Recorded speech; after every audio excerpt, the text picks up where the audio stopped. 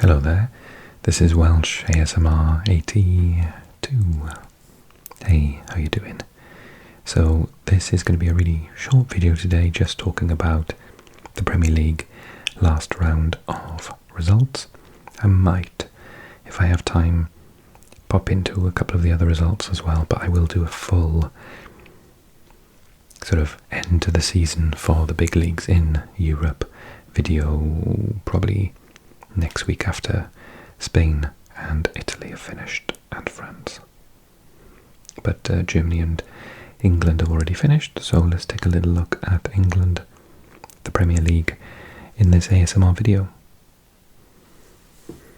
So as we can see, there were no major surprises. Man City finished top, fourth Premier League title in a row, and Arsenal chased them to the very last moment. Well done to Arsenal. Liverpool ended up third. Congrats to Aston Villa, who finished in, well, are going to be in the Champions League proper for the first time in their club's history. They were in the original competition, which was the Cup Winners' Cup, but it's the first time in the modern day Champions League. Spurs finish fifth, so they get, I want to say Europa League. Yeah, Europa League football. Not what they wanted, but fine. To be honest, you know, it is the sort of competition I think they can win. So, I think they'll do quite well in the competition next year if they take it seriously. And then Chelsea in the Conference League. Newcastle might get a place in Europe. I sort of forget. Man United currently don't have European football, but they're in a cup final. The winner of the cup final gets into Europa League. But it's Man City that they're against. So, Man City going for the double. If Man United win it, Man United get European football.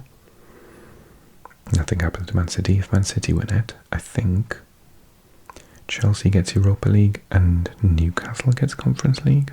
But I might be wrong. Does sixth place qualify for Europa League? Let's read that article. Chelsea finished sixth, but faced a wait to see which tournament they compete in. Tottenham qualified for Europa League. Man United could still reach that through the FA Cup. Newcastle could end up missing out on Conference League place. So yeah, I think the way that I've described it is about right. Sixth is usually enough to guarantee Europa League football. Chelsea have a little bit of waiting to do before knowing for certain, because of Man United, I assume. Yeah, there's a lot of adverts. So I'm pretty sure that's right. Okay, let's look at the last day results then. Oh, it's gone all the way to the top. Long way down. And we'll talk about that in a minute. So, we knew Arsenal needed to win, and although they were saying it on the feed, I think Man City could have lost the title with a draw. They were talking about West Ham beating Man City, but I don't think West Ham had to. I think a draw would have been enough, because Man City would have had 89 points. Oh, maybe the head-to-head. Maybe they did need to draw because they're on the same goal difference as well. And Arsenal, I can't remember how Arsenal did against them. Man City. I feel like they faced them recently, but I can't see. Let's go back on. Spurs, Man United, Bayern Munich, Man City 0-0. I'm looking for a home game. Man City 1-0. Oh, they had they would have won. If you know any different, let me know in a comment.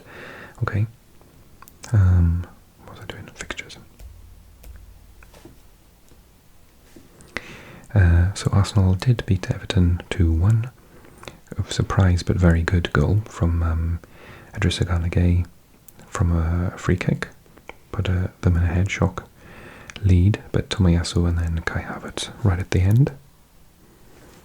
And to be honest, you know, when they were losing, they were something like 5 points behind Man City, and I thought, they're not 5 points worse than Man City, to be honest. Newcastle have done a very good end, had a very good end to the season, beating Brentford away 4-2. Barnes, Murphy, Isaac and Guimaraes. Whether they can keep hold of him in the summer, I'm not sure. Janelt and Visser for Brentford. Man United, who've also had a couple of good matches recently, beating Brighton away, with the news that Tserbi is leaving, but doesn't have a new job, is just leaving. Man United scorers were Diego Dallo, probably player of the season for Man United. Sorry, Diogo Dallo, not Diego, and Højlund, who I wonder if Man United fans agree with this. I read something in the gossip news the other day that players aren't passing to Højlund because he's missing so much, and so they don't think he'll score and they just go for shots themselves rather than passing. Do you think that's nonsense? Nottingham Forest saved themselves. It was a very slim chance. They would have had something like a 15-goal swing between their match and Luton's match in order for them to go down. But they didn't take any chances. Chris Wood having a very excellent campaign. 2 goals from him to cancel out Cullen's goal for Burnley, who, along with the other 2 sides that just came up, are going back down to the Championship. Chelsea ended their season on a high. The last couple of matches have been a lot better. Caicedo and Sterling with the goals, and an own goal, unlucky one from Badiashile. Caicedo with a lovely goal as well. It's like from the halfway line or something, wasn't it? So that was a win for Chelsea. The Crystal Palace, surprisingly, I'm not sure what happened here, hammered Aston Villa, hat-trick for Mateta and 2 goals from Eze. Will he be there?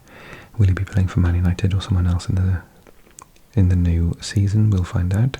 I'm a big fan of Eze. I hope he makes the right choice. Because Aston Villa did not play a second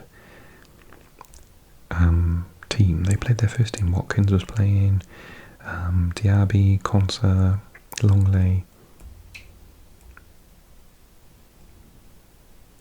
And there's no way they should have lost by that scoreline, so well done to Crystal Palace.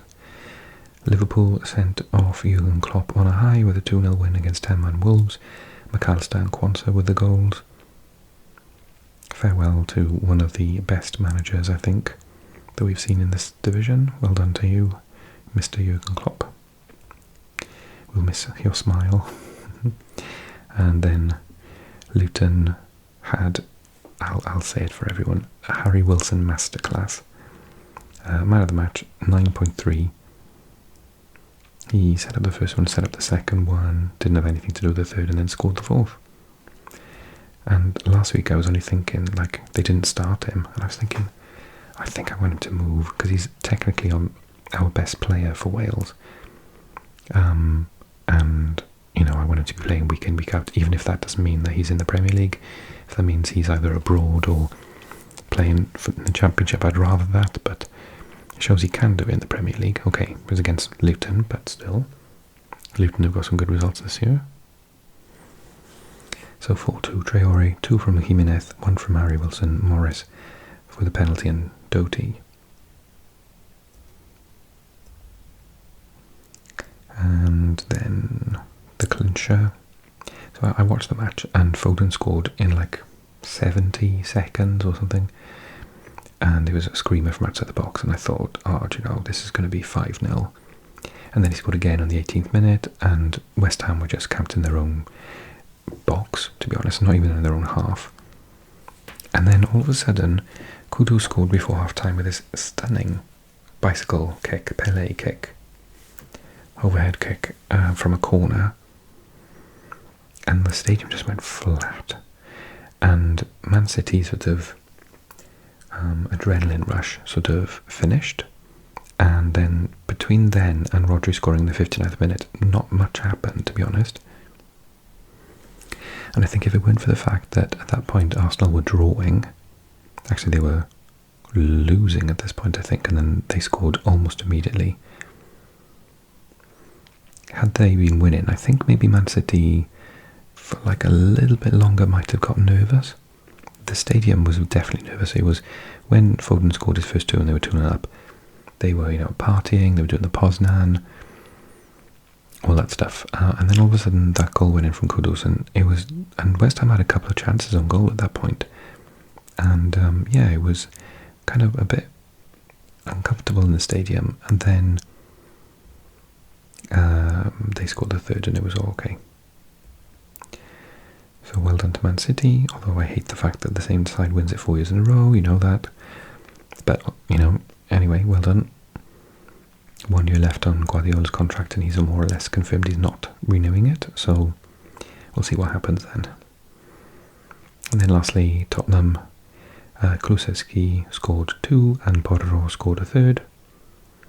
So, good end to the season for them despite missing out narrowly on Champions League.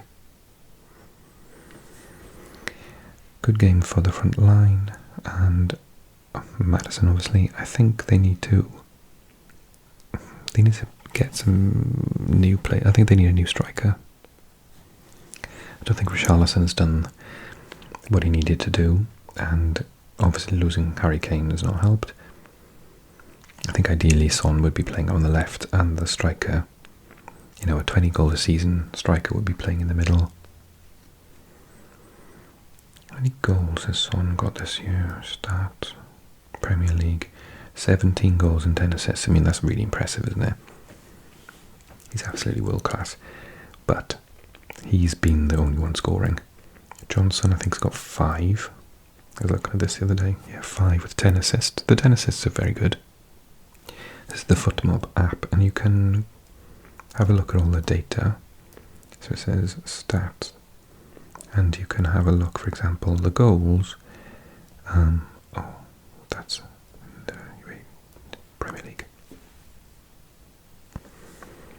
So for similar players in his position, it says other players in their position for each stat of the currently selected competition. So for someone who plays in his position, he's got not as many as he needed to get. His expected goals is actually 10, so he only scored 5.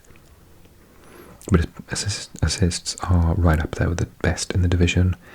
Expected is only 4.5, so he nearly doubled it. So, yeah, I think, to answer my question from a couple of videos ago, I think he's had a good season, but I would love him to push on next season, particularly in his goals. So he got 5, Son got, what was it, 16, 17? Kulusevski got 8.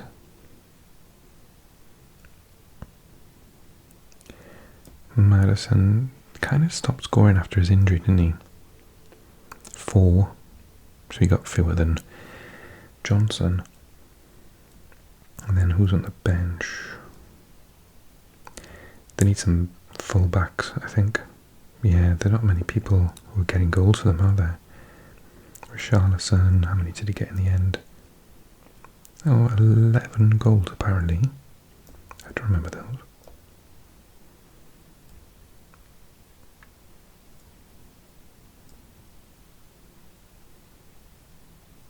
Scored more than I thought. And Werner, he's only on loan. He's got assists, but yeah, only 2 goals, 3 assists. So, I think they need another goal scorer. What do you think your club needs in the summer? Let me know. Okay, I'm going to close the video off there because, like I say, I'm going to do a more in-depth video of most of the leagues. And I hope you join me for that one. Okay, take care, everyone. Don't forget to join my Patreon, like and comment on this video, and press subscribe if you're new to the channel, if you enjoyed the video, because we do this all